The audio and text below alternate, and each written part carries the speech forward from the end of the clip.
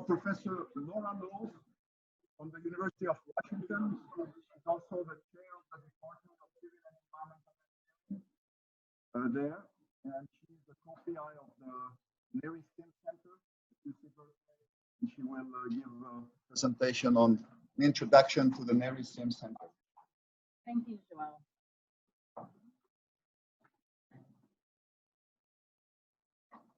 Thank you all for coming and listening to our presentation today. I hope that we provide some information that helps with your next successful proposal. As Joel said, I am a co-PI on the SimCenter.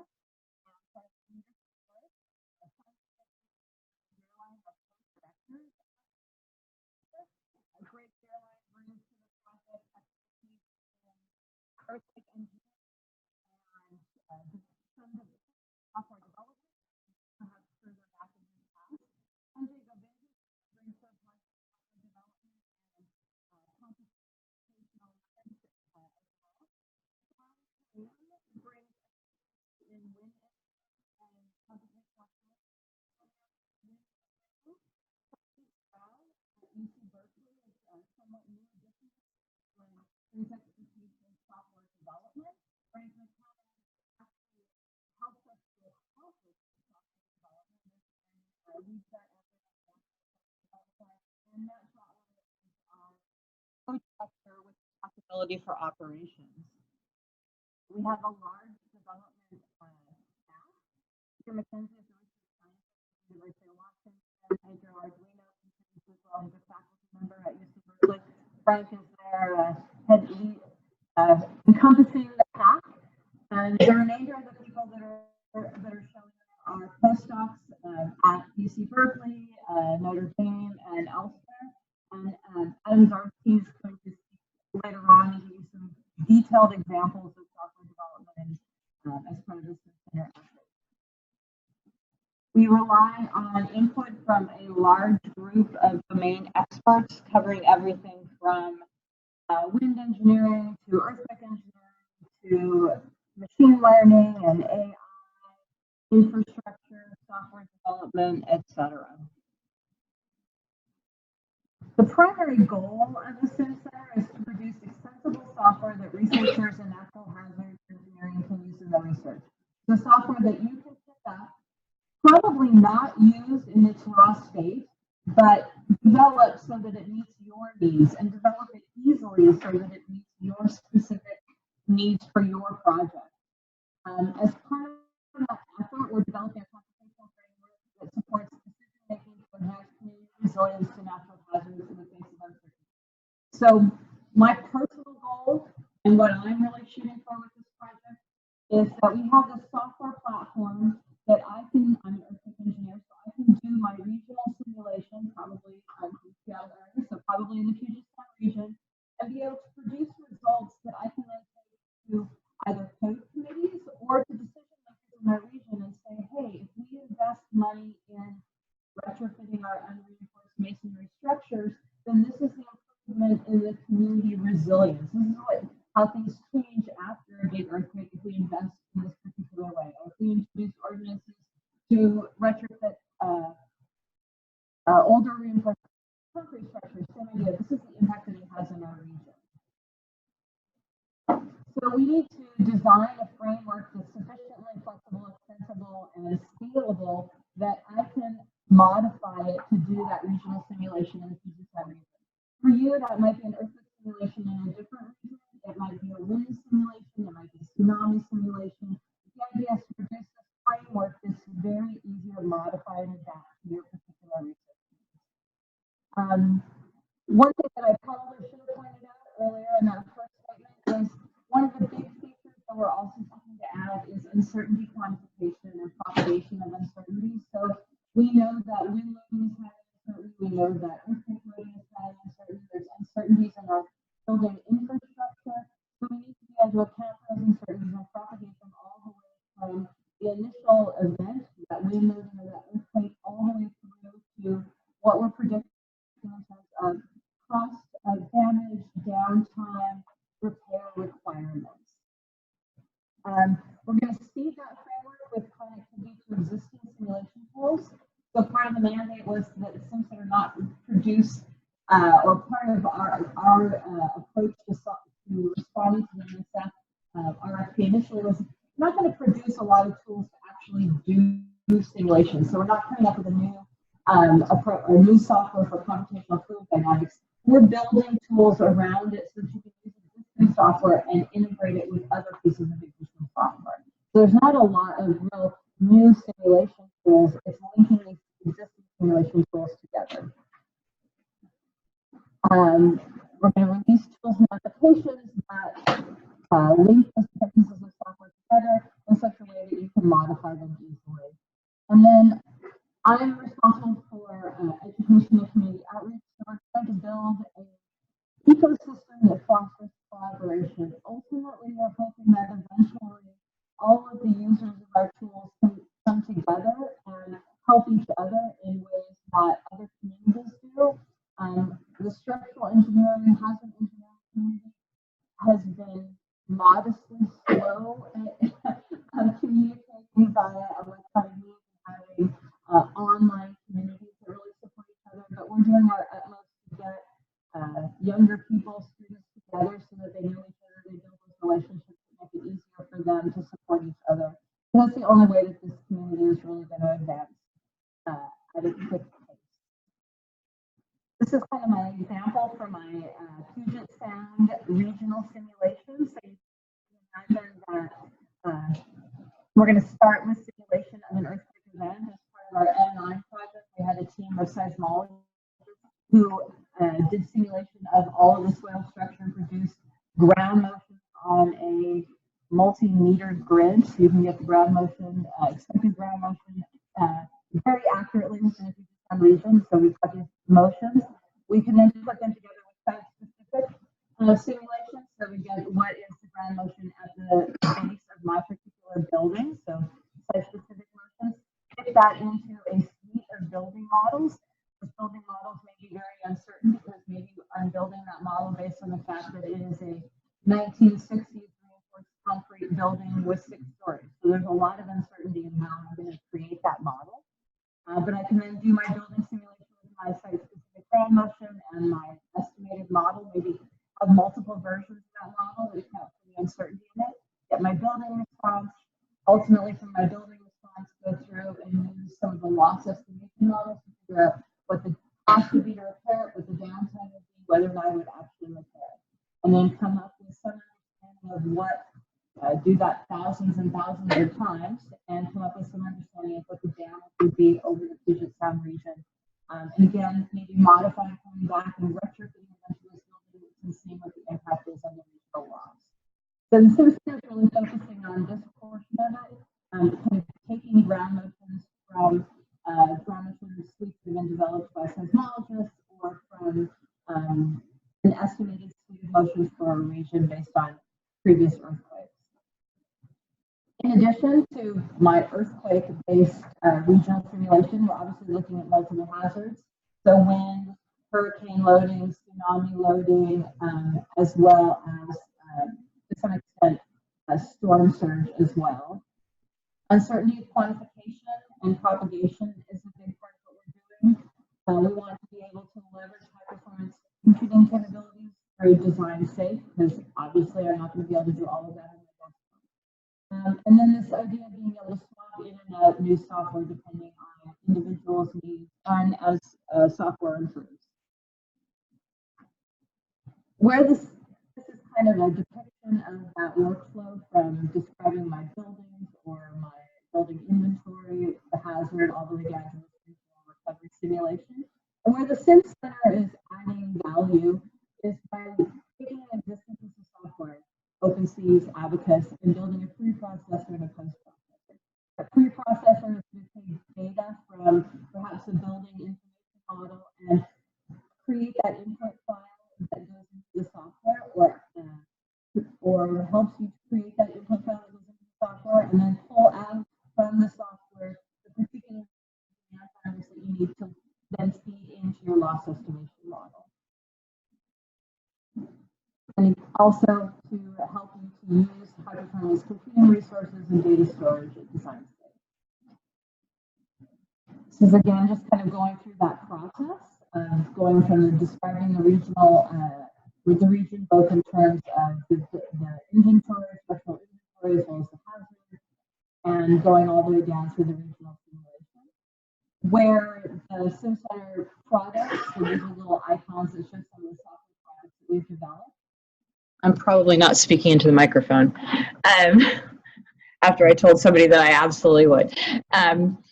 So here are some icons showing some of the software that we've developed, and those initial pieces of software were very much at the simulation level. So this is a wind engineering with UQ, uncertainty quantification, computational wind engineering with uncertainty quantification, earthquake engineering with uncertainty quantification. So building the uncertainty quantification or linking uncertainty quantification with existing software for computational fluid dynamics and wind engineering. Those all build on our quoFEM, which is an engine that supports or facilitates the uncertainty quantification, uncertainty propagation. And then building onto those initial pieces of software, we also have this performance-based engineering tool that uses output from these to assess loss and damage and loss. RWhale is a suite of software that links that is utilized in doing a regional type simulation. So that's another product that's been developed and released recently. And then ultimately building on using design safe resources for high performance computing, but these can also be run locally as well. And these packages really facilitate the launching of jobs on design safe. All of these applications that the SimCenter is developing have a front-end user interface that helps you to build out the model, and then a back-end workflow that is written in Python and can be launched or run on either your desktop or TAC.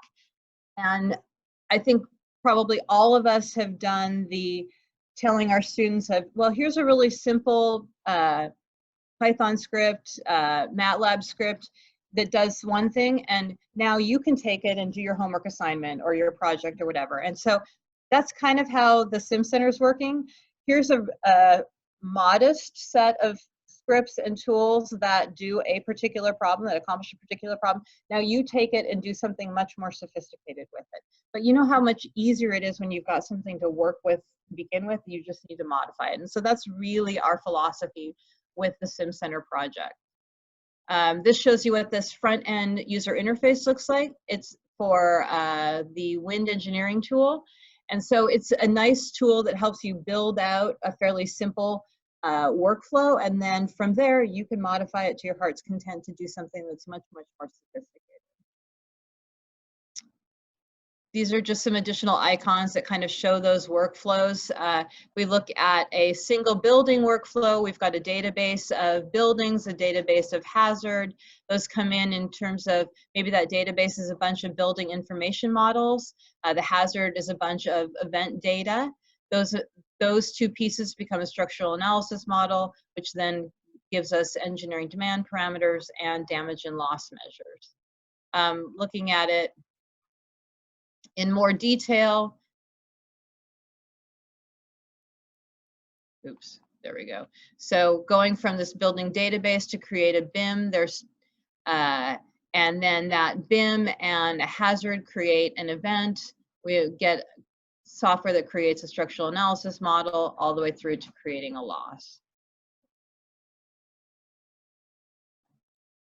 When we're looking at the uncertainty quantification, we might take a probabilistic BIM model where we've got some parameterized quantities, what the floor dimensions are, what the beam dimensions are, and then a parameterized structural analysis model. Maybe there's different parameters for the concrete properties or such.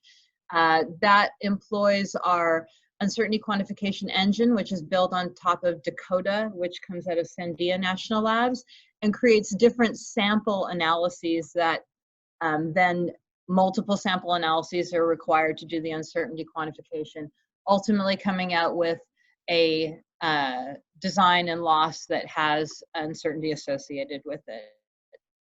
This is kind of what the pieces that you would modify look like. This is a very simplistic model, but it's all written in JSON. And so I've got an engineering demand parameter. This is saying that the demand parameters that come out of my analysis are going to be standard wind EDPs. Those standard wind EDPs might be pressures on each story of the structure, on the cladding on each story of the structure. I then have events. So this is using a stochastic wind input. If I wanted to use a different wind input, I could go through the UI, or I could just come in and I could modify the name of this file to pull in a different wind input. The modeling application is a multi-degree of freedom building model. Again, if I want to do something different, I just change the text there. This next set of slides go through and provide some details of some of the applications that we've developed that are available on the SimCenter website. Just a few of them that were interesting. There are a number more that are developed. But this is the quoFEM application. It right now works on OpenSeas and FEEP.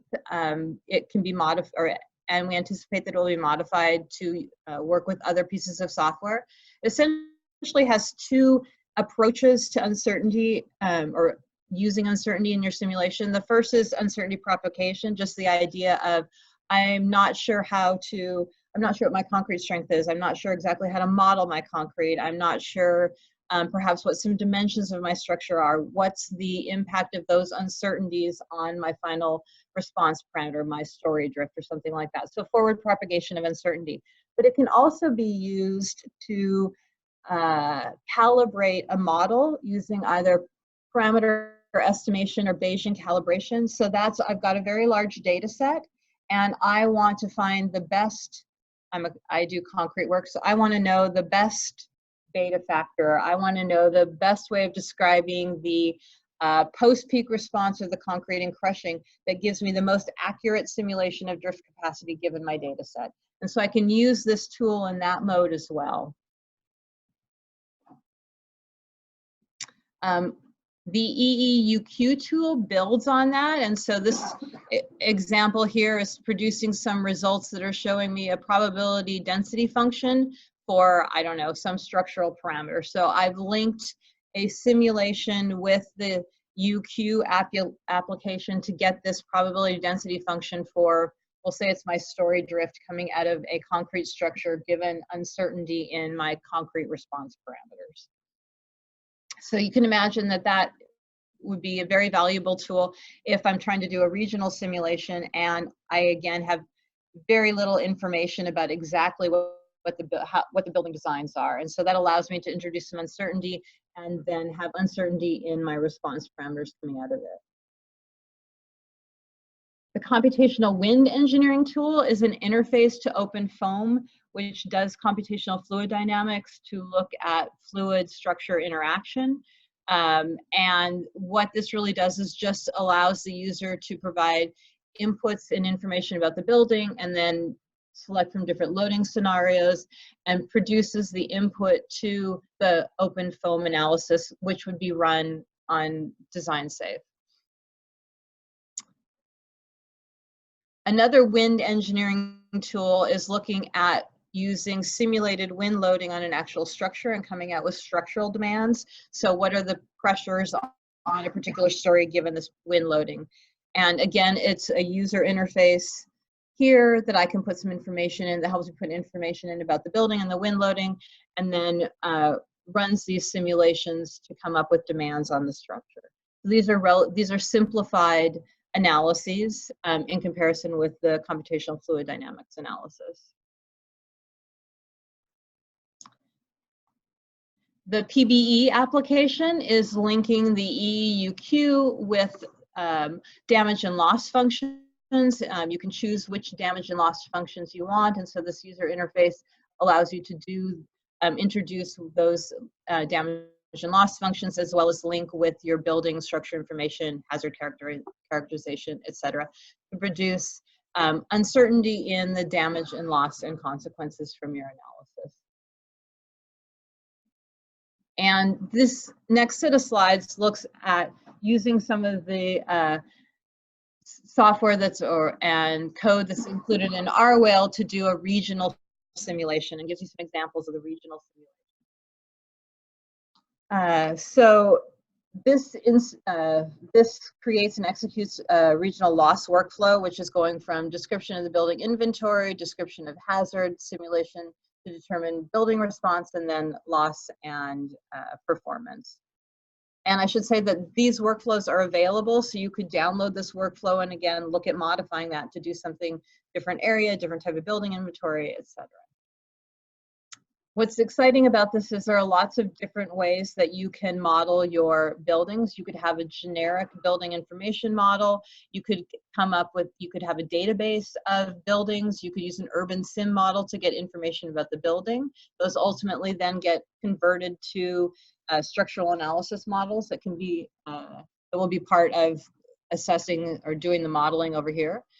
You can have multiple different ways of describing your hazard. So you could pull it from LLNLSW4 is a simulation done by seismologists of the hazard in the Bay Area. But you could also go to a ground motion suite, or I think these are site-specific motions that come from these motions as well. A variety of different models, a simplified model, which would be a multi-lollipop model, the MDOF by Liu. Is just a bunch of masses, but you could do a concrete shear wall model, which would be a more sophisticated model of the individual structure, or you could do multiple versions of that. And then on the loss side, there are a number of different ways to characterize loss: FEMA, P58, and then Pelican, which includes those as well as HAZUS. So here's your low fidelity model. Generic BIM model, seismic hazard analysis, simple structural model, and HAZUS to calculate losses. High fidelity, detailed model of the structure, seismic wave propagation, so those LLNL motions, high fidelity models, I don't know, 1,000 degrees of freedom for your structure, and then maybe FEMA P58 to calculate losses, or something that's in between. This is a slightly more, this is not the full JSON script for it, but slightly more sophisticated JSON script to do that regional loss estimation. Again, very easy to understand and read and modify to suit your needs. This is looking at a specific test bed that was the Bay Area, some of the different ground motions, building inventories, ways of visualizing. I'm going to go through this because I don't have time. Do you have pictures of it? And we're comparing this to the SimCenter workflow, or I'm sorry, so here's our SimCenter workflow over here, and then we're comparing this to the USGS HayWired example analysis that was done very recently. These are some the characteristics of the HayWired. They were looking at 3 million buildings. Their estimation was that there are 100,000 be red tagged, 30 billion in losses, 2.9% net damage ratio. I have no idea what that means. But I got the total building loss of 1 trillion. And so the SimCenter test bed that looked at the same area, slightly different results, different approach to modeling it in comparison with the HayWired scenario, which was using primarily HAZUS and a much cruder modeling of the building systems. So what was really exciting about the SimCenter version was that we're using parcel level data of building damage and building description. So incredibly high resolution characterization of the built environment. And then using multi-degree of freedom lollipop type models. And so you can see that this provides really detailed information about loss and the distribution of loss, and information that that community leadership could use to think about either retrofit requirements or simply how you would respond to this type of event and how you would respond to damage that's distributed like that throughout the Bay Area.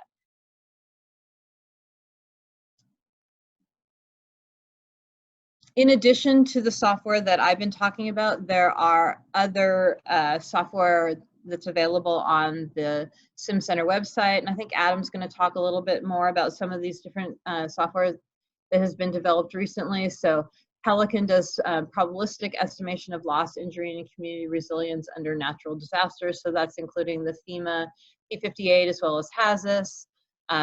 Stochastic modular extendable library for time history generation, site response, etc. So lots of software. Software is continually being developed and posted. AI and machine learning is certainly very exciting to everybody these days. And so there are AI tools that are being developed and are available that go from data about the building, so height, construction type, number of stories, to a building information model. That building information model can then be used to create a numerical model that on which you could run your simulations. And those are using image data. And then there's work that's been done to essentially, I think, get rid of me as far as I can tell, so that you have a AI application that creates the numerical model given the building drawings or the building information model. So going from BIM to SAM. So I will no longer be necessary once I have taught this thing how to do what it needs to do. But that's okay. I will move on to something bigger and better. But essentially going from this to this. As part of the SimCenter team responsible for ECO, I think one of the really exciting things that we've been doing is the educational applications. And I will put a shout out here to Barb Simpson, who developed the buckling frame model for us. There are 4 at this point in time and more in the works. There's a multi-degree of freedom model, which essentially allows you to do a time history analysis of a multi-degree of freedom oscillator, linear, nonlinear, different damping, etc., subjected to an earthquake motion. And there are lots of them out there. This one's particularly nice in that you have a lot of parameters that you can work with. You can introduce P delta, turn off P delta, watch the little lollipop move, watch the displacement history, see what happens at individual stories.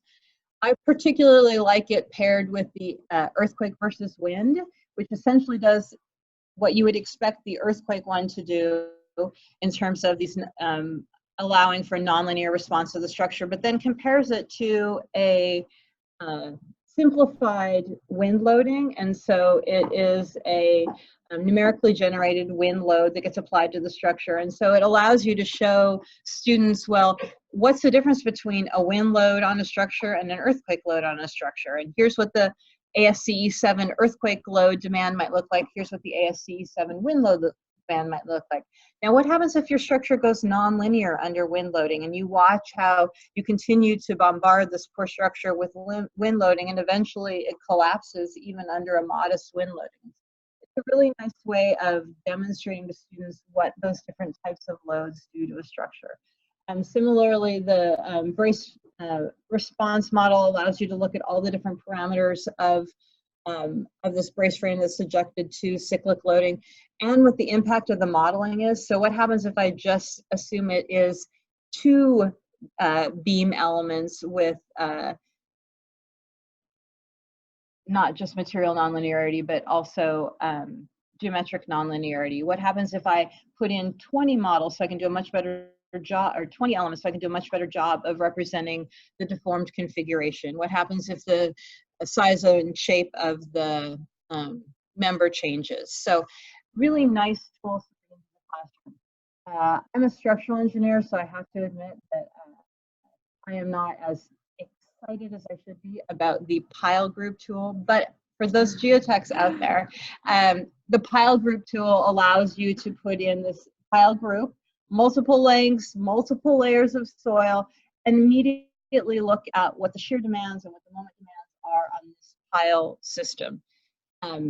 And I have to admit that I have used it to look at just thinking about, well, what's the deformation? What are the loads on the elements? And so they're nice tools. I have tried the MDOS in my junior level structural engineering class. I don't think it gets quite people don't understand it quite as well as when you get to perhaps a graduate level class and there's more going on, but they're simple enough to use that you can explain it to that group of students. This is showing that tool, the earthquake versus wind tool, in more detail. We have, as part of our effort to build out this community of people who are using simulation tools, we have a significant online webinar series, and these webinars are both training webinars as well as demonstrating how simulation tools can be used to advance natural hazard engineering. So I would encourage you to, if you're not registered to receive email of when these different webinars are coming up. The next 4, 5, 6 are going to be pretty focused on wind, computational fluid dynamics, and the like. But we will return to more on uncertainty quantification as time progresses. If you are interested in pursuing significant use of the software, I would highly encourage you to attend this workshop, to send your students to the summer programming boot camps. We have 2 of them now. Initially, we just had one that was focused on C++ programming, and they did a little bit beyond C++, but the idea of our civil and environmental engineering students aren't always getting the computer programming skills or developing the computer programming skills that they really need. And so this is a couple days on hardcore programming. We've now added multi-day workshops on using and modifying and applying our simulation tools. So a couple of days on, oh, so you want to do a regional simulation. So let's go through and talk about all the steps and how you would modify those JSON scripts to link all of those different pieces of software and data together to do that regional simulation. Or a simple one of just how you would use the EEUQ if you wanted to do some define particular parameters in your model given a data set. So I would highly encourage you to send students to these boot camps. It's a great way for them to learn. I think this coming summer, we haven't quite finalized it, but I think we're going to do 3 in the sense of there'll be one that is computer programming, one that is earthquake engineering focused, and one that is wind engineering focused. And then obviously there are opportunities, just like with all the sites, for summer REU programs, and so it's a great way for an undergrad who might be interested to develop those skills as well. Here's some links for engaging and collaborating with the SimCenter. Obviously the first are really focused on gaining more information, and the last is talking about letters of support and collaboration. So unlike the other facilities you've heard of today, the SimCenter is not sort of this obvious, I'm going to come and use your equipment. And collaboration is, the different types of collaboration are broad.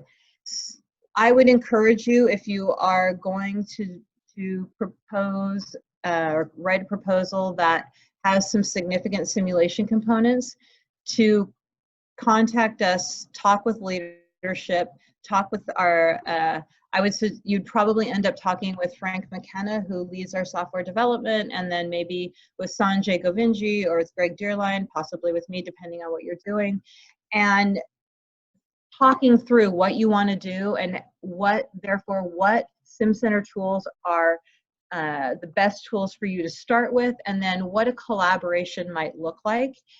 In some cases, that might be the SimCenter actually providing a little bit of money to ensure that the products that you're producing are documented and can be incorporated into SimCenter tools. That might be thinking about you understanding exactly where the development process of the SimCenter is going and how what you're doing can integrate into our development process. But because we're developing software that supports simulation, and you're going to be doing research that uses simulation tools or further develop simulation tools, it requires some discussion about what that collaboration is going to look like and how you can use the SimCenter, how the SimCenter can support your activities. It's a little more challenging, well, although now that I have listened to the presentations from San Diego and from Lehigh, clearly one does not just build a building and stick it on the shake table, right? But there's still sort of this idea that SimCenter is developing software, and so there needs to be some discussion as to how your project and the SimCenter integrate. And with that, I will ask if there are any questions.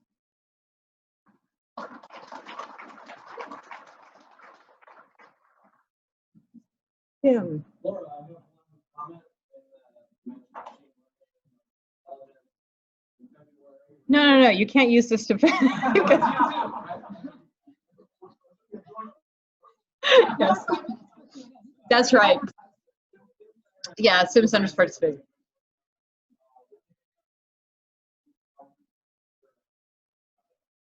Is it the 23rd? I thought it was the 20th. Yeah.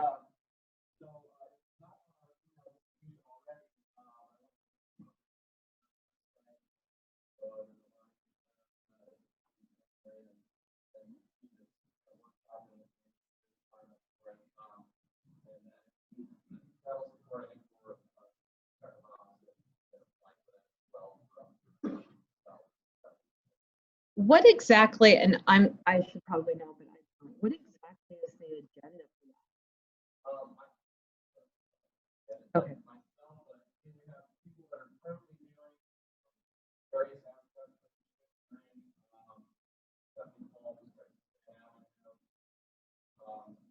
Yeah.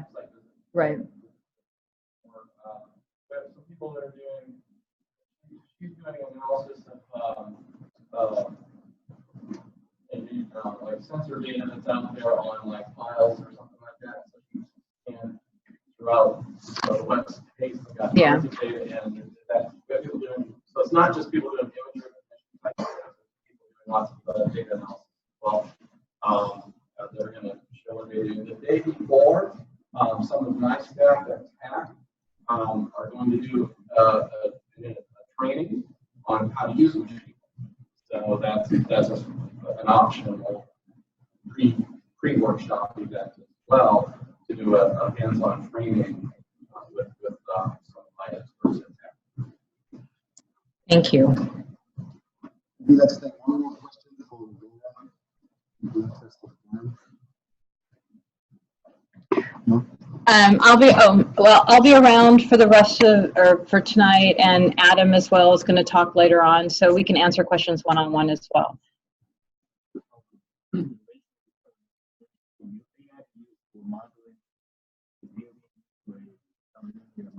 Yes. I don't know what the status is on that right now. We do a little bit of work, but it's not something that I'm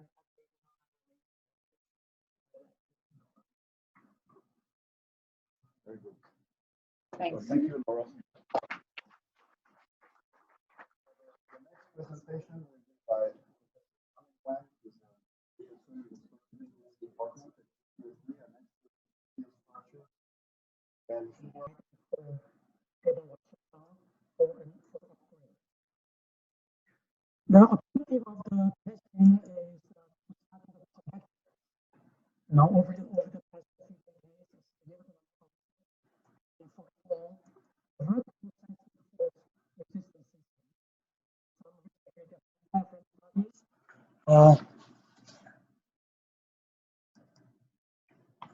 Okay. Yeah. Okay. Diaphragm. The diaphragm studies, but very little attention has been paid to the so-called collectors.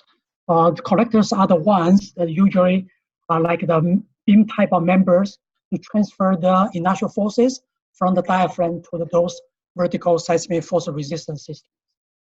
And based on our literature review and discussion with the engineers, that there are a variety of collectors, especially the connection details that have been used by design engineers, but practically no research has been conducted for this kind of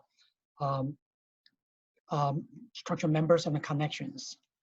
The project, this ongoing project is led by Professor Freshman from the University of Arizona. It happens the two co-PIs, one from UC San Diego, okay, with me leading the half-scale shaking table testing, and Professor Richard Source and Professor Jim Rico from UHI universities who serve as co-PIs. But it's a coincidence.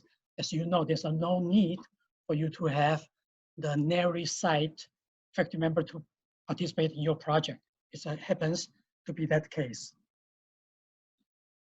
Okay, and in the proposal that we propose a reduced scale because of the size of the table, despite the fact that we have the largest table in the United States.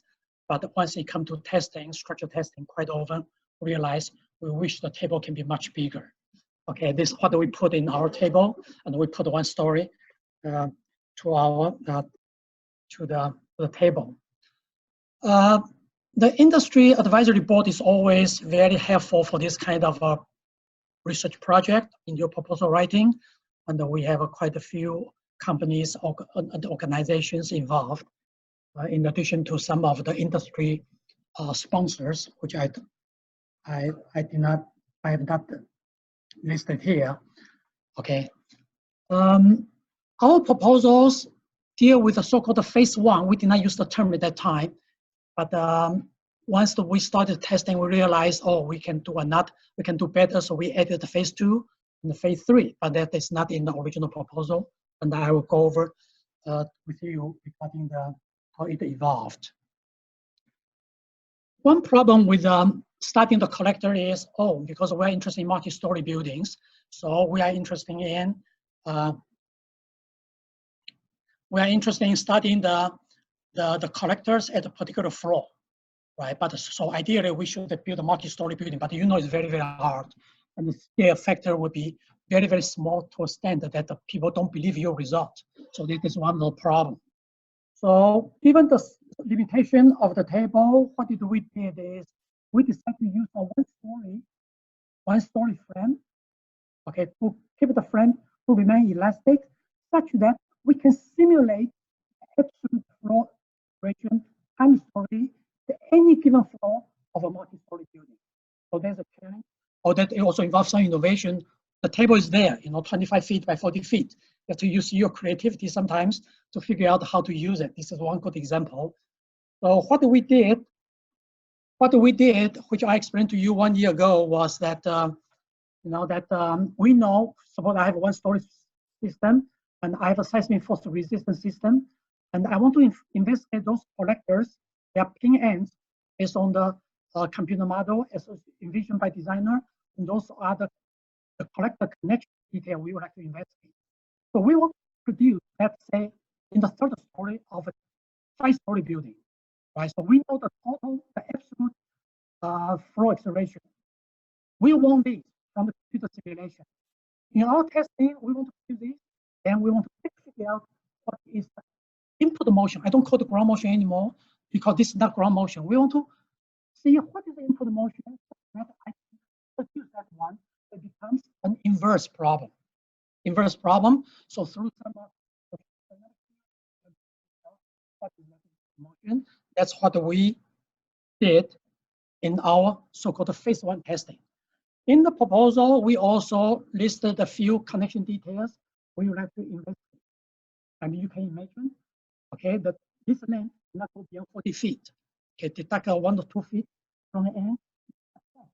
If I have a 1 feet there,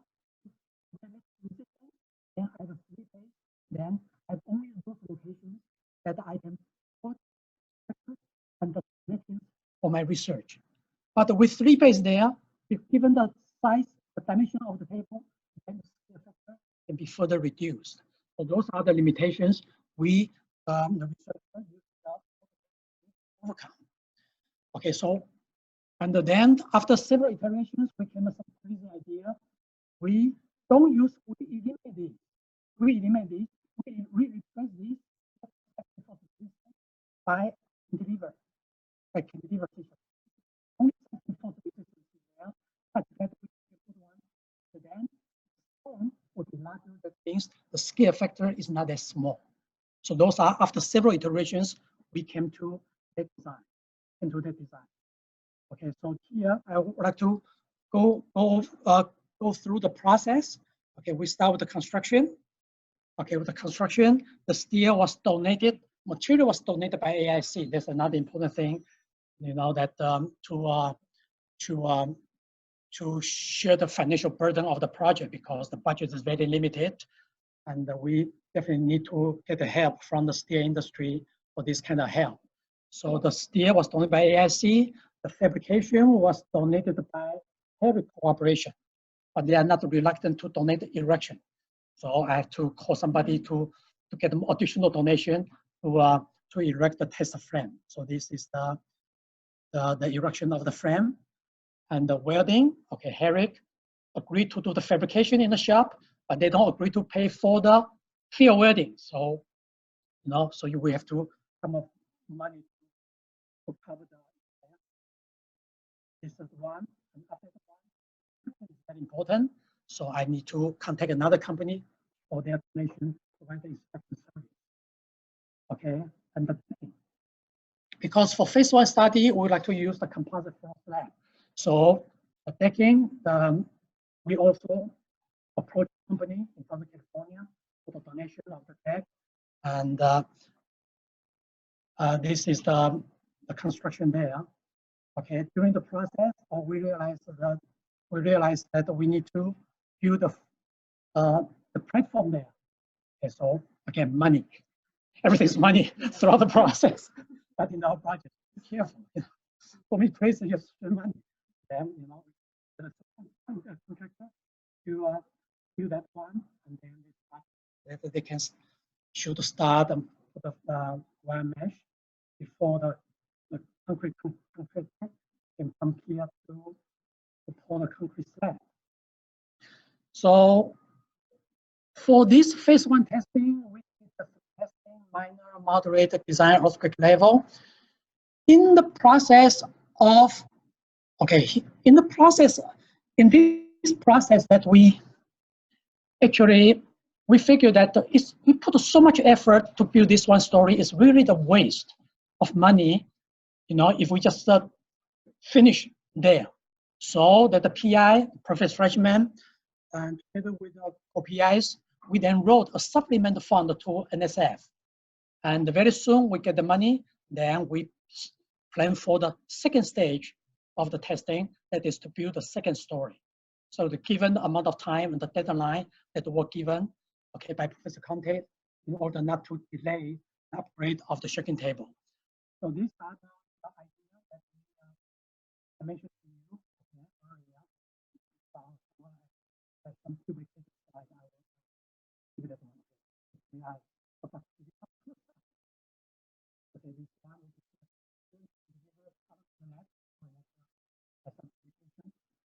you can see that very nice view. Okay, very very potential of the of the thing. Okay, this one. Okay. Holding up the complete slab. Okay, and of course, in the process is very important given the amount of time. Usually, when you don't have much, you have a lot of time to use the table, especially when the table is very, very busy or there's some deadline. So you have to plan very well during construction, and what do you do with instrumentation? My student wanted to have 400 panels. Okay, I put them 400. Too many, costly and delay the project. Those are the practical considerations that and we also in the report, you need to plan well before they pour the concrete. Okay, and they were doing something. That my student or technicians can walk underneath to put strain gauges and to install instrumentation. Okay, you can see the instrumentations. Okay, with our staff and students. Okay, so after that one is done, and we add mass flow you also have to consider you want to have some added weight, or you want to custom your own concrete blocks, or if it costs money. You want to use the ones that we have, you need to contact an area site to see what do we have. Other sometimes you may have to rent or some weight and put that on the structure. Those are the things you need to plan in advance. Okay, this is the project. That is the 140 frame per our original NSF proposals, and we did the 3 tests. Okay, shaking table testing. Okay, so as I mentioned to you that we decided to submit a supplemental proposal. Okay, for phase 2. Objective is to add a second story so that we can study the collectors. At the roof level, which quite often is concealed, here roof deck compared to the composite stair deck floor. So this is the structure. Okay, this is the structure, and you can see that we have to write the column before we can get the beams and the collectors into the floor. Okay, as mentioned to you earlier, since now we have a story building, we abandoned that that we used in phase 1. In this phase 2, we treat that as a 2-story building. So again, we had to perform some pre-test analysis in the floor motion. We would like to use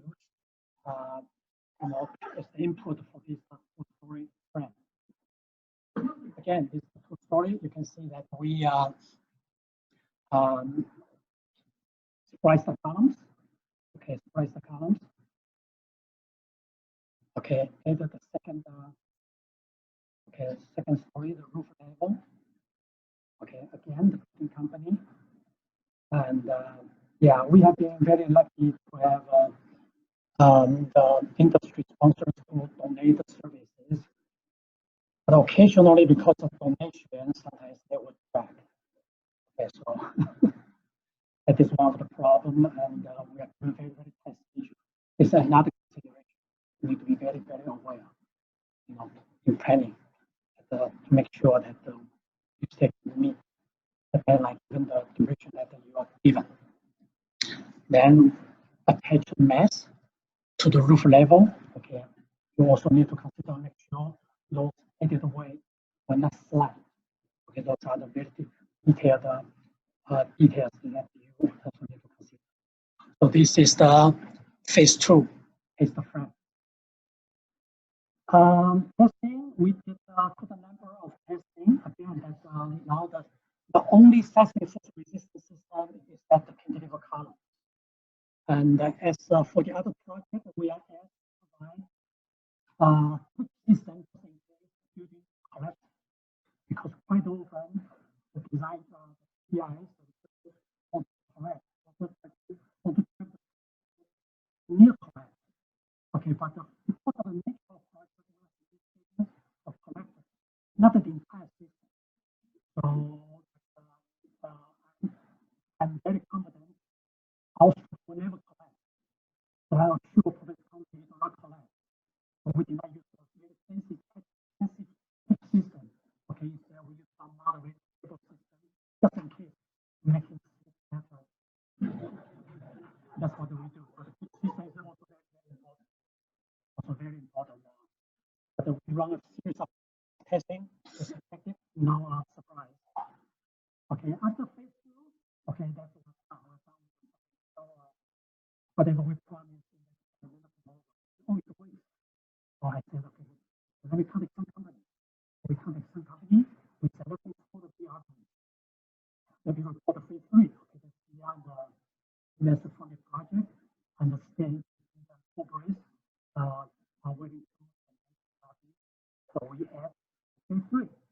Okay, before we give up and dispose of that system.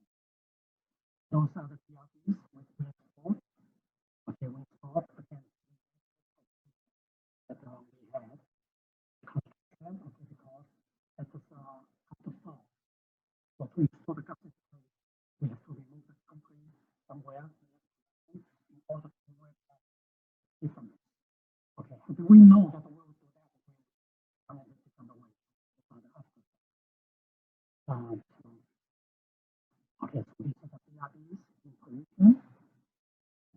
in positions. Okay.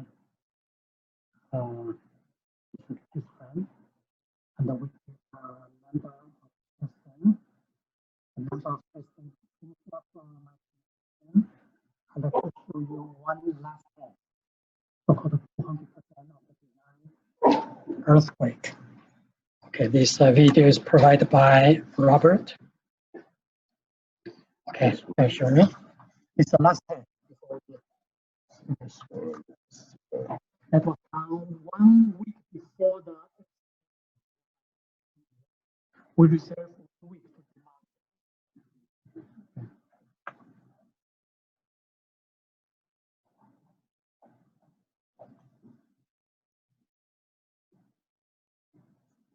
Okay, so that is the last test. Okay, with that, well, we are very satisfied, and they want to continue. I said that's enough, so stop. Okay, okay, do it again, huh? Do it again. You can see that. Okay, bare steel deck at the roof level on the composite slab. So the one, okay, demolition. And the rubber also has a very time-lapse video, which I don't show here, showing the entire process. Again, money. Okay, nothing's free. You don't go away after you're done with your project. You have to clean up the mess. So that is okay. See the.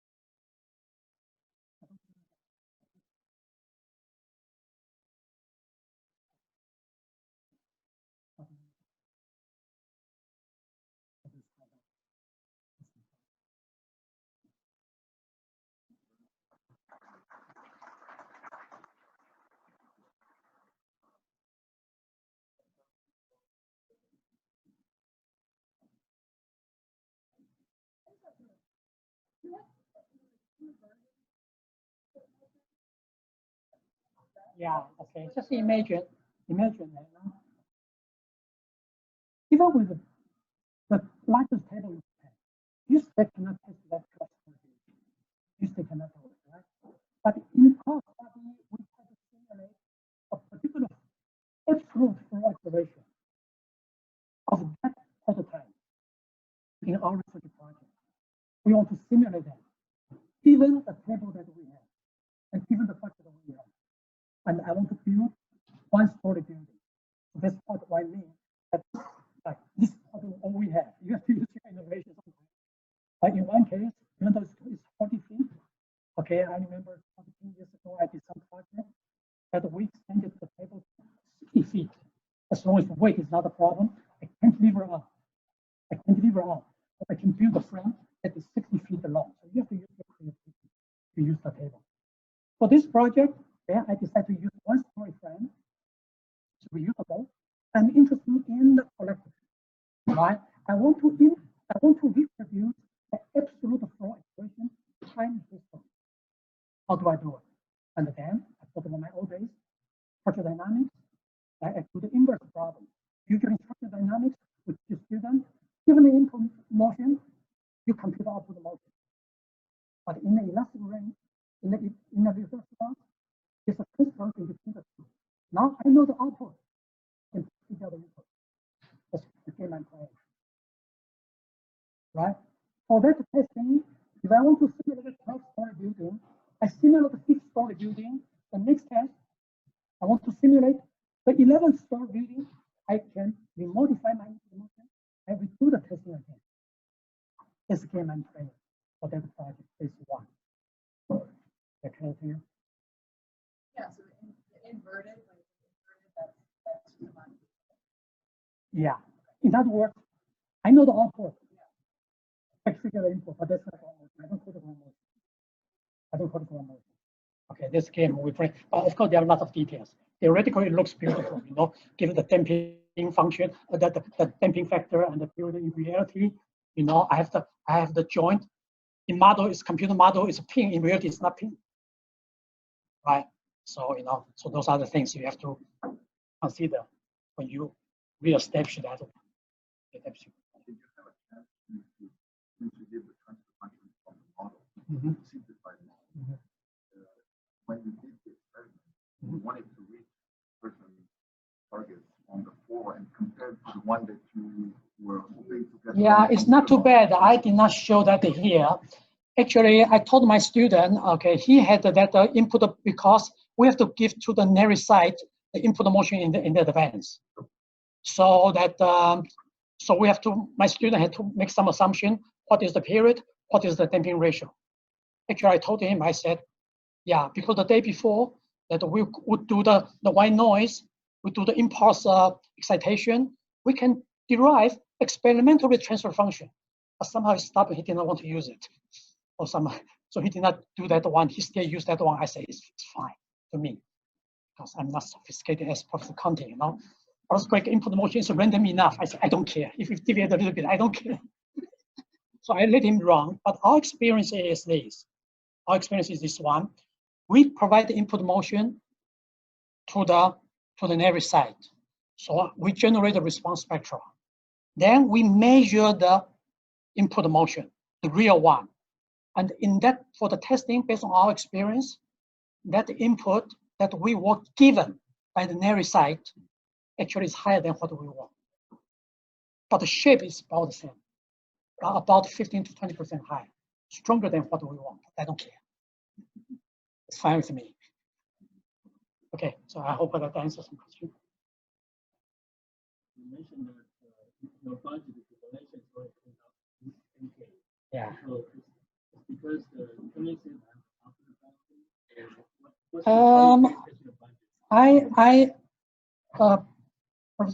Professor Rico and I, you know, and the Professor Freshman, we no proposal that we keep on cutting the budget.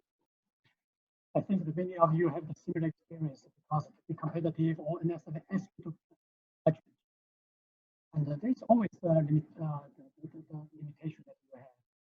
So it's very important that if you do still research, you have to approach the industry like the AIC or ASI or some other foundations for their support. In addition to that one, after the project is funded, I also have to approach some other organizations for financial support. Okay. How much? How much? About 900K on 3 universities. Yeah, about 900K. But yeah, it's pretty tight.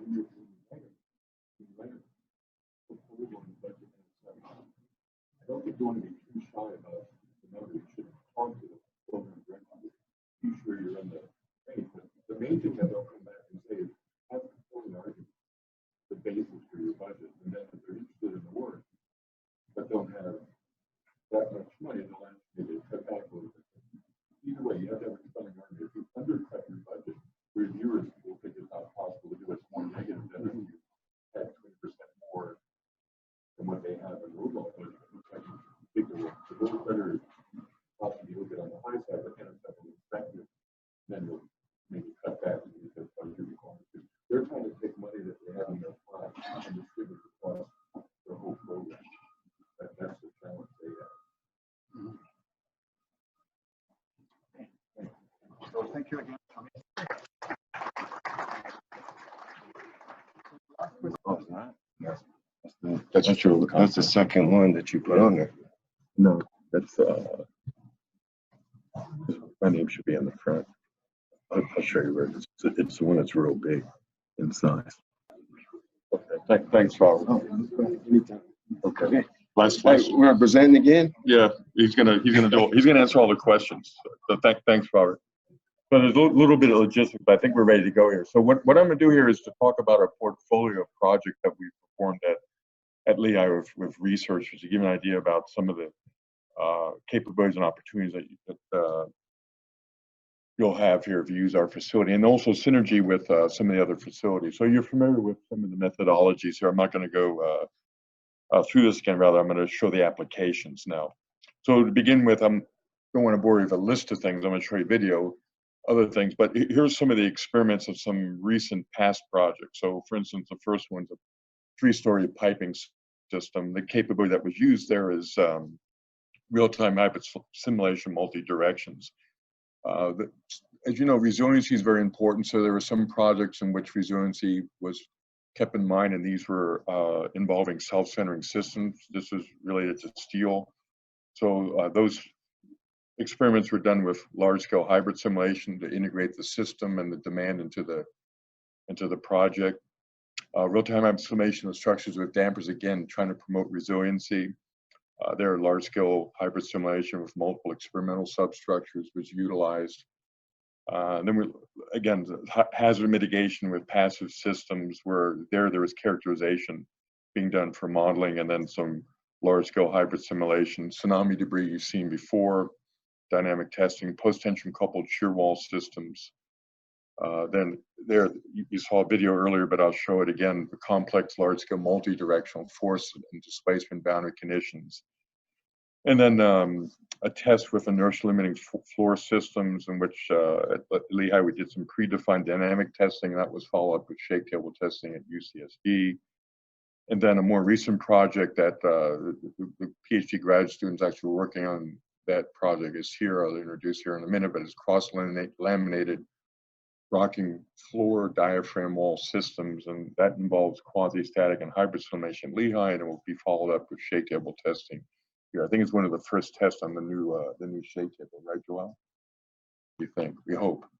So in terms of the first project, shown here is a 3-story system. This actually was an industrial test at first, and they wanted to quantify things by a standard protocol. And I suggested to them that once they did that, so why don't you do a hybrid test in which you would have this piping system, which is the goal of this project, was to certify a piping coupler system with lateral bracing that it would perform, and there's seismic qualification. So why don't you do a hybrid test, which would be an actual billing and an actual demand, and they decided to do that, and they used it for marketing purposes. So to make a long story short, we generated a prototype structure, 3-story moment resisting frame. The piping system is in red run throughout the structure, and we put the physical piping amongst the upper story, which actually exists in the lab, and had the hangers and the coupling system, all that, and subjected that to bidirectional load. This is that result. You saw this with the below.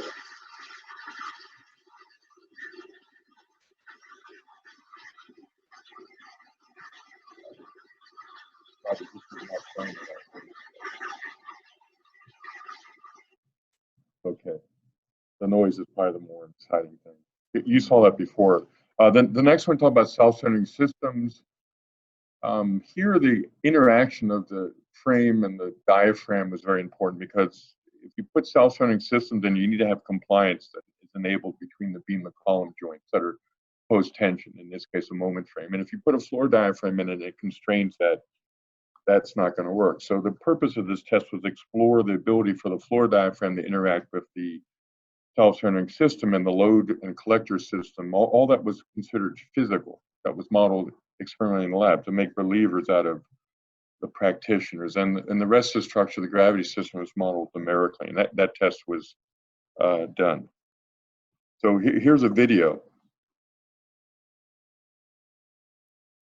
This was not done in real time, it's time-lapse.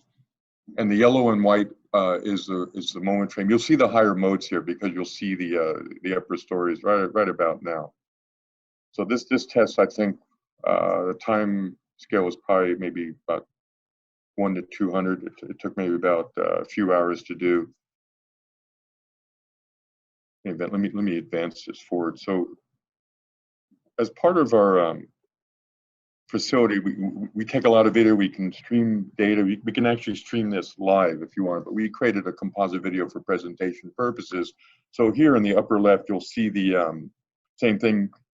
But what we're going to do is have a close-up of one of the beam to column connections at the 3rd story. And this is not welded. These particular connections are post-tension. The flanges of the beam are not welded to the column because you don't want to damage the either of those members. And the decompression that occurs at a prescribed level by design to avoid damage to these members. And there's energy dissipation through friction. Here we'll plot the displacements. And this would be the hysteresis, the relative moment, the relative rotation plot against the moment.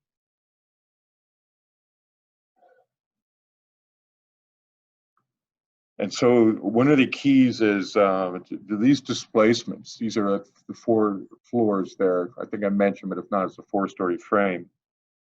Do they come back to 0 at the end of the simulation? And by the way, this is the max considered earthquake 2,500-year return period. And so the moment rotation here, it's relative rotation. So initially, there's no relative rotation prior to when you get gap opening. And there's some effects of higher modes there that you sort of see the wiggly lines there. The bottom flange, you can see it clearly. The beam's whitewashed. It's opening up. And by the end of the simulation, you see, you can't see the mouse there, but right about here, you see it's self-centering. So the specimen, it worked really well. The hybrid simulation, we actually did, I think, over 34 hybrid simulations, and the specimen was never damaged. So then rocking frames, there was a phase 2 of this project. This involved Princeton, Purdue, ourselves, and NCRE, which is in Taiwan, National Taiwan University. Here, braced frames, and the frames were post-tension there, and they were able to rock to alleviate and avoid damage. And so here, some similar thoughts here with the rocking frame, the upper left, the lower 2 photographs or the video, or the left and right hand side column, you can see it's uplifting.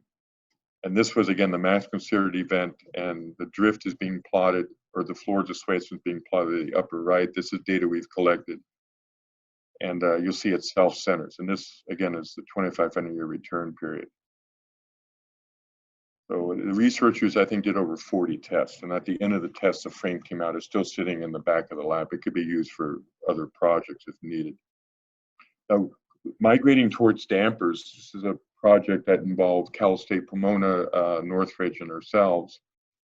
And these are tailored devices. They're actually large-scale devices. They're very rate-dependent. And not only are viscous dampers very advantageous because the force is capped as the velocity gets high to really protect the adjoining members. Otherwise, those forces that get very large, it could cause damage.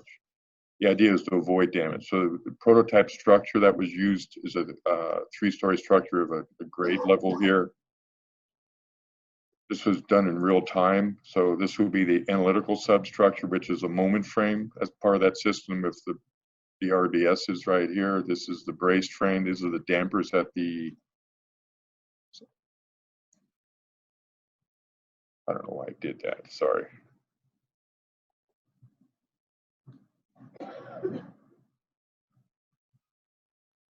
These are the dampers at the 3rd, 2nd, and 1st story. And then we'll do show the hysteresis loop force deformation that was measured, and then the floor displacements.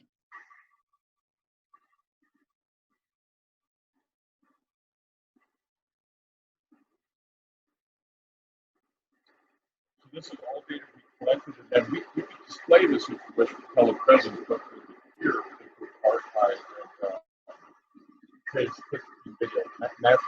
MATLAB we like to do this.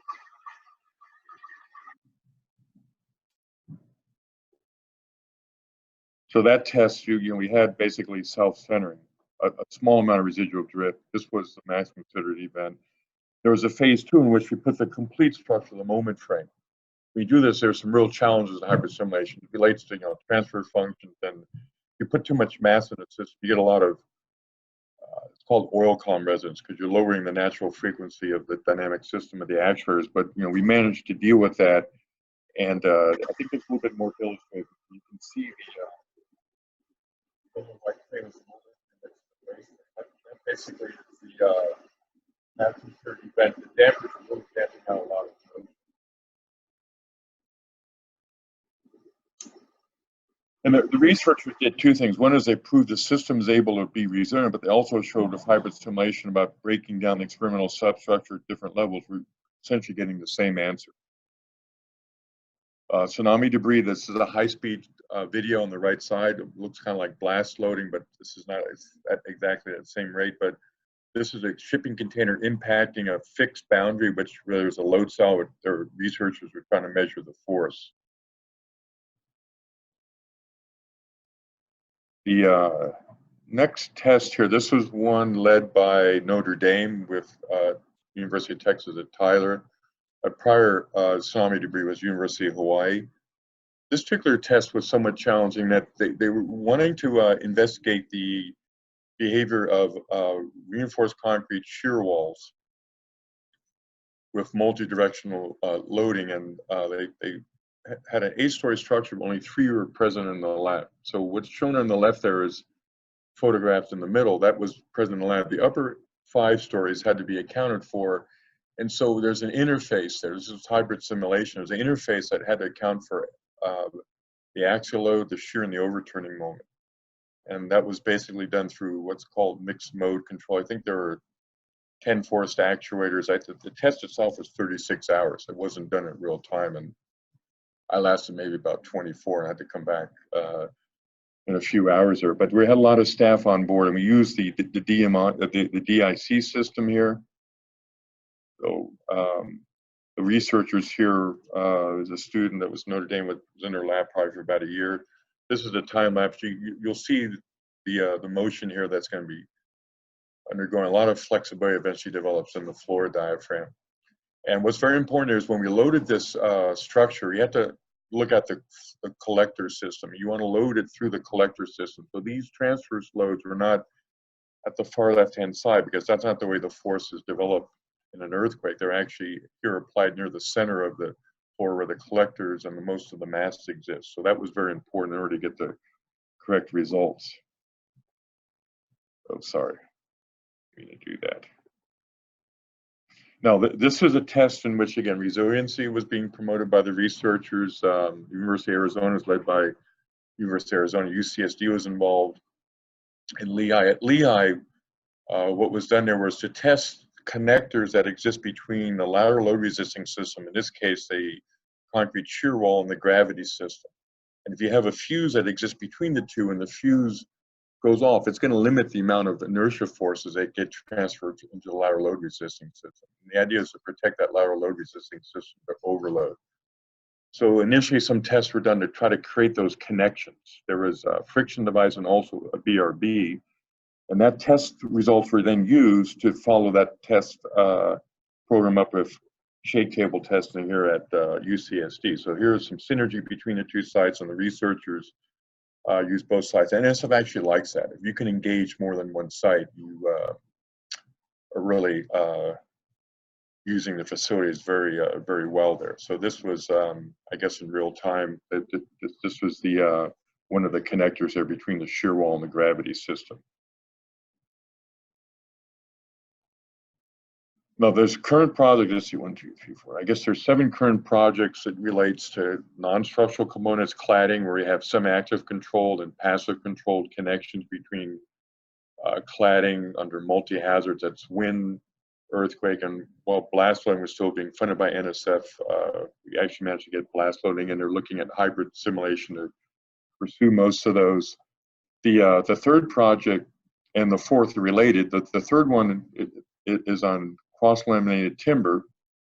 Looking at the non-structural components is led by Kerry Ryan at University of Nevada. It involves multi-directional loading under quasi-static in order to look at the non-structural components and their behavior. And that is sort of in parallel and also payloaded with the structural system, which involves also multi-directional loading. And we'll have some hybrid simulation a little bit later. we move down to the next project, this relates a little bit towards what Chong-Ming was talking about as a collector system. There we're looking at the components. Particularly what's very important is those welds and the details between the collector beams and the lateral load resisting system. There's going to be very large forces, over 1 million pounds of axial force applied in a quasi-static manner. And then some new projects, a spline system that is being led by Larry Feinsack at Urbana-Champaign, and Barbara Simpson, who's here, is involved at OSU, Oregon State University, and then Lehigh University. At Lehigh, we're testing the components, the connections that are going to exist between a spine and a more resisting frame. And there, the idea that's kind of borrowing a little bit from what I showed earlier with the force limiting devices is to use the spine to try to remove soft story effects, and then the force limiting devices to cut down the accelerations. And that work is still underway, so we can't really say too much, but I think Barbara could also answer some questions if you have some interest in that. Then we're going to look at quasi-static and hybrid simulation, but it's also involves shake table testing. And then the last project here is tall buildings under multi-hazard response, in which we're trying to modify the response using modification devices involving multi-directional hybrid simulation, model updating, and machine learning. So that first project on the cladding, working with Iowa State on the semi-active control, the basic connectors of semi-active control laws. And again, the idea is to improve the performance. And what you're able to actually do with these connections is not alleviate necessarily the damage under blastling, but you can improve the hardness by inducing compliancy into the connections there. The timber project, the non-structural Kerry Ryan objective there was to try to look at the non-structural behavior, because what's turning out to be the weakest link in the resiliency is no longer the structural elements, it's the non-structural, including the elevators. And you go to the manufacturers, they don't believe it. They say, no, your structure is a weak link. You say, no, it's not, it's your elevator. You know, are you working on improving on that? And so some of them are willing to admit that maybe they're the weak link, but what was done here was look at partitions, because that's part of the non-structural components. So Kerry Ryan did large-scale multi-directional tests, looked at different details, different phases. I'll show you some of the test setup here is in the next picture here. At different configurations, and sometimes there was two walls set in that were in parallel, look at different details. There was T-walls, look at intersecting walls. And the drifts here are up to control drift. It was predefined displacement, I think over 5 to 6%, and there were a large number of cycles. So it seemed like they got a lot of good data out there. I haven't seen the published results yet, but from what I understand, they were very satisfied with the data they received. And then on the structural side, again, actually using the same setup, because the non-structural will place in the structural test specimen, and the structural test specimen was undergoing a similar set of displacements. And this project is being led by Shailene Pei at Colorado School of Mines, and it's in association with Washington State, and ourselves there. And we're looking at these components, particularly the collection beams, the floor diaphragm, the gravity system, self-centering post-tension, cross-laminated timber walls, making sure all those connections, all those details work, and they're integrating that into the shake table test that will be tested here at UCSD. Ali Amir, who's actually here, is the graduate student leading this. I mean, she designed all this, had to go beyond the code because some of the details don't exist, but this is the floor diaphragm, CLT, the gravity beams, which are glue lam, there's gravity connections there, and then the post-tension CLT walls are actually coupled shear walls of energy dissipators are in the back. And the specimen was designed, but also the actuation system, the multi-directional actuator control had to be designed as well, and that is somewhat shown here. Now, the idea behind this is to promote resiliency in tall structures, and conventional shear walls, if they're looking at using shear walls here, the issue is you could have damage accrue if you reach the inelastic limit, and that's something that people want to try to avoid. So with self-centering system, just to give you a brief overview, you induce compliancy that you'll uplift and rock at a controlled lateral force. It's by design.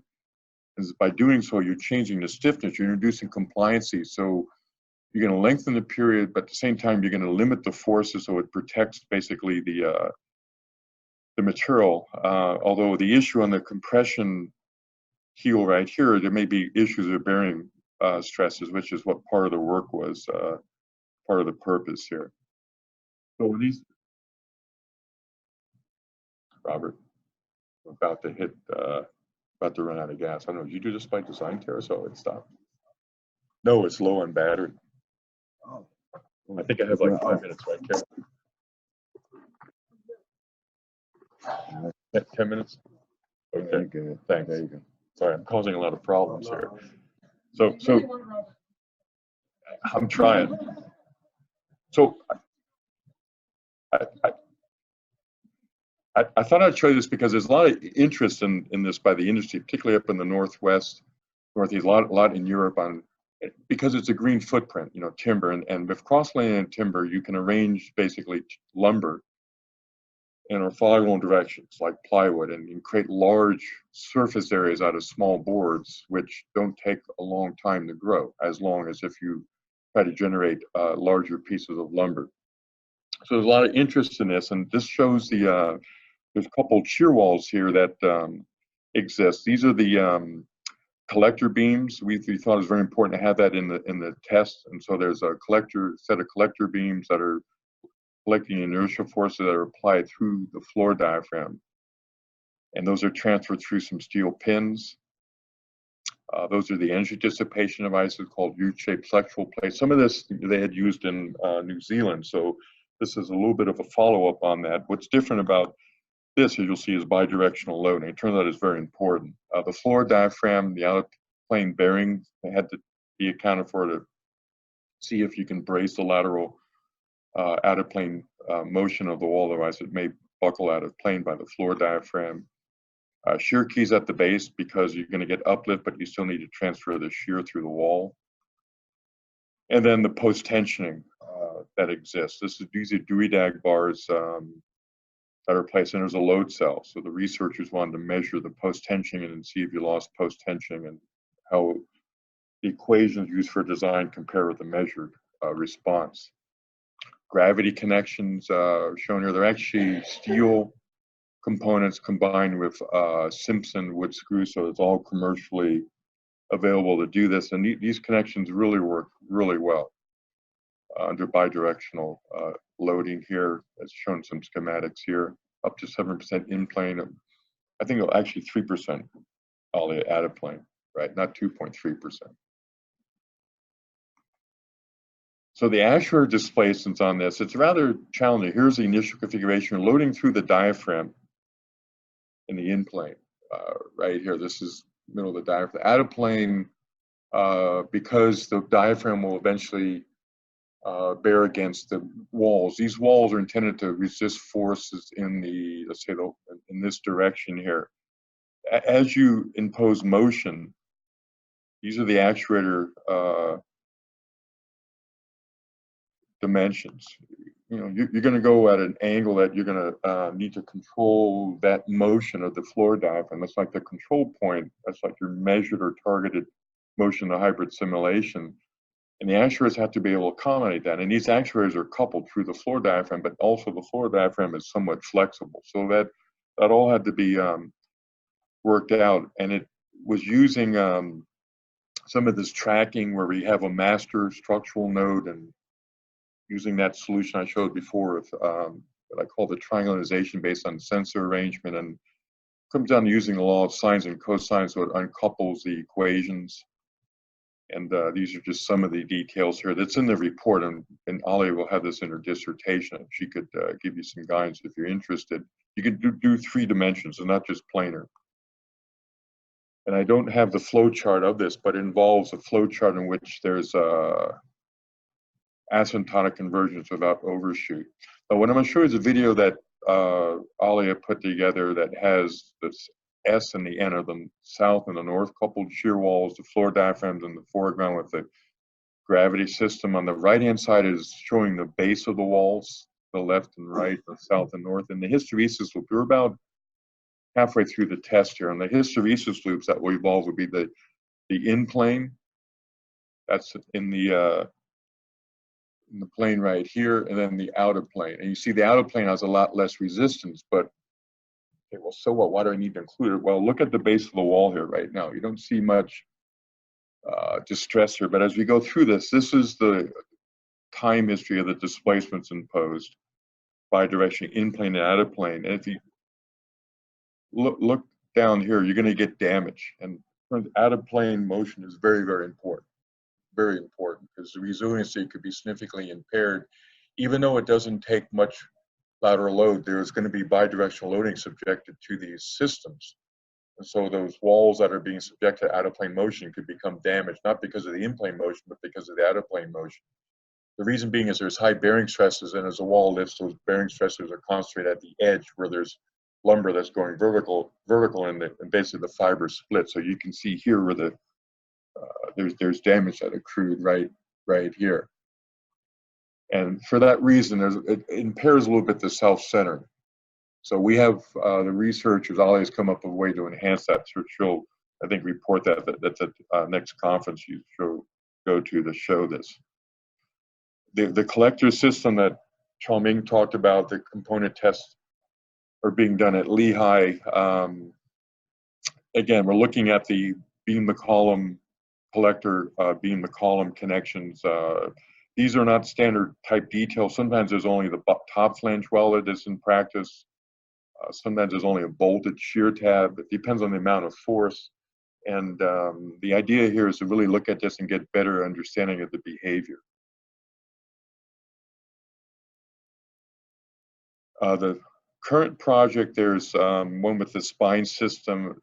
Again, and the big thing going on right now in natural hazards is resiliency. So this is trying to integrate various ideas together to try to promote structural, non-structural resiliency. This is actually a test that's going to be done on hospitals where the non-structural components are medical equipment.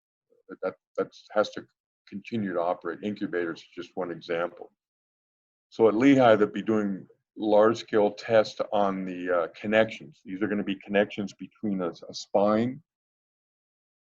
This is just shown conceptually in plan view, and the moment resisting frame. These are the connections that will try to limit the accelerations. As it turns out, if you add a spine to an existing system, you make the drift more or less uniform, but the accelerations can get very high because of the higher modes of the spines. Are trying to alleviate that. So at Lehigh, trying to develop different connections. Some will be passive, some will be semi-active, and then almost a year from today, we'll be done with shake table testing at E-Defense.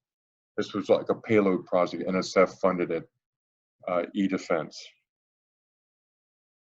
Okay, then the last thing, like 5 minutes, is the tall building. This is part of this cladding project, and so we recognize, well, cladding is good because there's an envelope around the building. It also could create an issue in that it's going to generate wind forces, right? And so wind is one aspect, and for seismic, if there's weight, it could generate inertia forces. So we use this opportunity to look at tall buildings under multi-hazard. This particular building was designed as part of the Pure Tall Building Initiative, and we took one of the buildings, I think it's Building 3, in that report. It's cited at the bottom. It's Peer Report 2011-05, and we basically added. There's outriggers, you see them on the right side, added not the outriggers, but nonlinear viscous dampers between the outrigger trusses and the column to see if we can improve the behavior. As you see in a minute here, it was designed pretty well for seismic, but for wind, the performance is not so good. So we look to try to enhance that. And so part of the scope was to extend some of the methods that we talked about, the algorithms to wind. So this is more of a capacity building exercise here. Real-time model updating was included. Developed an explicit base, what's called nonlinear Maxwell model for the dampers, and machine learning computational modeling is more for the soil. That's kind of ongoing. There's some citations at the bottom here. So the bidirectional loading varies to earthquakes, but this particular one, the Loma Prieta earthquake, scale of 25 energy return period, and for wind loading, the 700 mean return interval, hazard level, which is about 110 miles per hour wind, and exposure B. So at FIU, there were wind pressure gathered from wind tunnel testing. This is three-dimensional wind pressures, windward, leeward, on the crosswind and on the roof. And for the hybrid simulation, you'll find when you go to multi-hazard, even though it's the same structure, because of the forcing function, things behave differently. And so in your algorithms, you have to account for that. The time steps that we chose to be as small as possible. It necessarily didn't have to be that small for accuracy, but we like to use it as small as possible. So it's 6/1024. Why can we go smaller? Because it takes that long to do the calculations. That's 0.06 seconds. That's still smaller than what you're probably accustomed to. Rho infinity C is different because wind has different modes that are responding versus earthquake, and the adaptive compensation, it was probably more demanding for the earthquake and the wind. It's because multi-mode response, and it was nonlinear for the earthquake. The wind was primarily elastic. For the experimental substructure, we had we have actually 4 dampers, but we put 1 damper physically in the lab, and then the other 11 dampers that are in the structure are placed in the analytical substructure. Use model updating to update their behavior to be more or less more accurate by using the measured experimental data from the 1 damper there. And then the rest of the structure was modeled numerically as well. So some of the features, about 7,900 degrees of freedom, number of elements. You may say, well, that's not very big compared to OpenSeas, but keep in mind that time for calculation, not 0.06 seconds, but probably about half of that.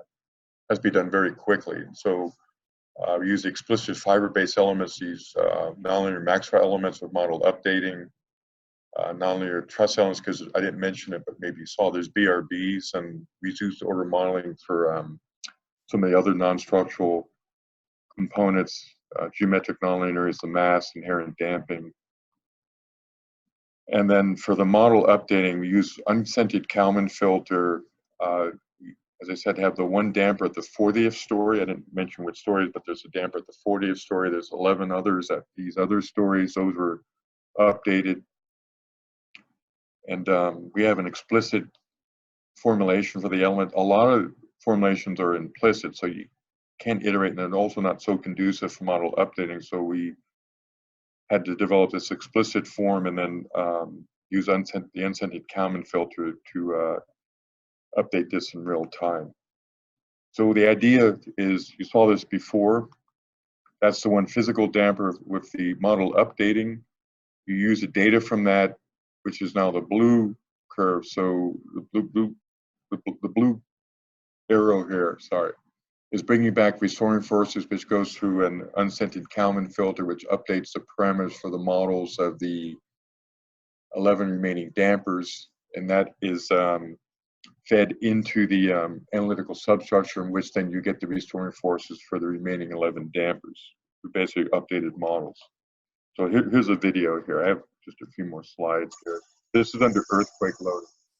The upper left there is the structure being displaced. And the upper figure right here is the orbits of the motion here. At the east, west, south, north, south. These are the BRBs at the first story. You can see they're nonlinear. This is all numerically modeled here. This is a physical damper. It's definitely nonlinear behavior because of forces being cast, and that's this damper here. The floor displacements at the east, west, north, south direction is the ground acceleration. The period in the plane of the dampers at east, west was about 5 seconds. In the orthogonal direction, it's about 4 seconds. Then under wind loading, I'm not going to play this back in real time, but it was done in real time because this took about 6 minutes. But this was taking the wind load. You notice there's twisting, there's torsion. That's because of vortex shedding. And this is with the dampers. Again, there's similar plots being generated. The orbits at the top. The BRBs remained elastic. The dampers a little bit more elliptical, so they look more linear. These are accelerations. This is in the this is in the windward direction. The wind is blowing in this direction, but there's crosswind because of what? Vortex shedding. In that direction, the accelerations are higher than they are in the windward direction. The windward direction, you get a static component, and it oscillates a little bit, but accelerations are 90 millig's, which is pretty high for the occupant. So even, you know, with the dampers, it's a little bit disturbing here. Sorry. So with the dampers, though, we're able to reduce, compared to without the dampers, the peak accelerations by about 49 RMS.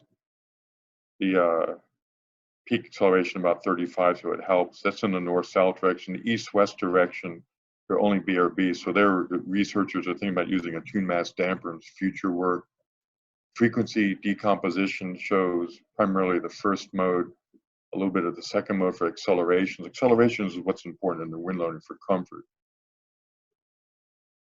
For the earthquake, about a 30% reduction in ductility demand, so I'm looking more at deformation and drift for earthquake. And there is higher contribution from higher modes, particularly almost up to the fourth mode, depending on which direction you look at for the displacements, east-west versus north-south. In terms of the dampers, there's almost up to the sixth mode, there was some contribution in terms of the damper force. And shown here are the hysteresis of all the dampers in the structure. The one in the upper left, which is the one that was physical, that's the blue line. Now, we went back and for that model, we played it with the unsigned encounters, so basically got the same answer. These other ones here are numerically modeled, but they're updated based on this response here. And then that was when for earthquake, you see the difference in the hysteresis. Those are the same scale. This is higher modes that are contributing for the wiggliness and also the capping of the force. So they behave differently in when an earthquake. And some of the existing models, they're not constant parameters as shown here. The parameters in a nonlinear Maxwell model, there's a K, which is a spring stiffness in parallel with a nonlinear viscous damper. Alpha is a coefficient that associate the velocity with force through the dashpot stiffness, and you can see that these parameters are changing and they behave differently under wind and earthquake. And the synchronization for the atmospheric control was fairly good. And this is a variation in the adaptive coefficients. We had as much as 53 millisecond correction in the earthquake simulation, and for the wind, actually is a little bit easier, only about 32 millisecond correction. And what I want to conclude with is there's some research opportunities. Really encourage you to think about payloads, not just at our site, but other sites as well, that you should consult the NERI webpage, see what project. You also go to NSF, but consult where, you know, who has what and who's doing what. And you'll see there's a payload project there. It doesn't require as much money. You could payload on it, and I know NSF is very receptive to it. And so I encourage you to do that. Our staff will work with you and the PIs. You really have to consult with the PI and first get their permission, and you don't want to obstruct their test. You got to worry about the schedule, but we can work with you. I'm sure, you know, UCSD would do the same. And we have a payload protocol that we developed. You can find us at this link that gives you some guidelines that we could follow through on that. Okay, and thank you very much.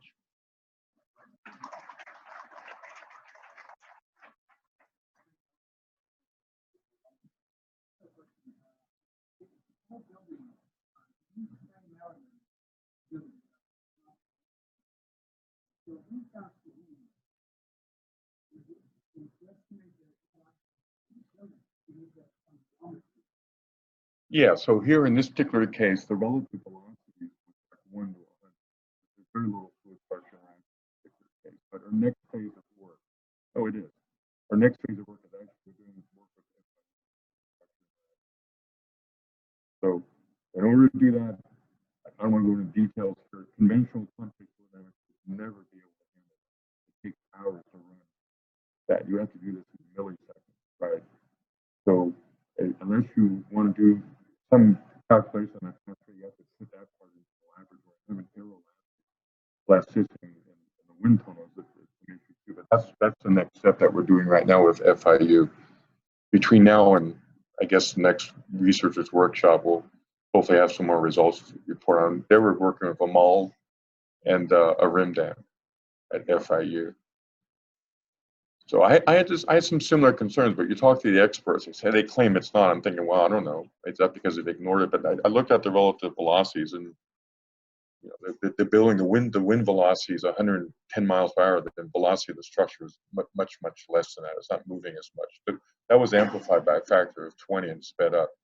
But I agree with you. It shouldn't be ignored, because if you could account for that, you think about it, you can go to more flexible structures, bridge structures, and aerospace structures, you know, mechanical type systems. So I don't think it's something we should ignore. But this was like the first step that we had to do. We had to overcome a lot of obstacles with this to get to that level, that hybrid simulation. That's a fairly large number of degrees of freedom. I think anyone working in Gilberto could probably say the same. That's a pretty big challenge to work with that many degrees of freedom.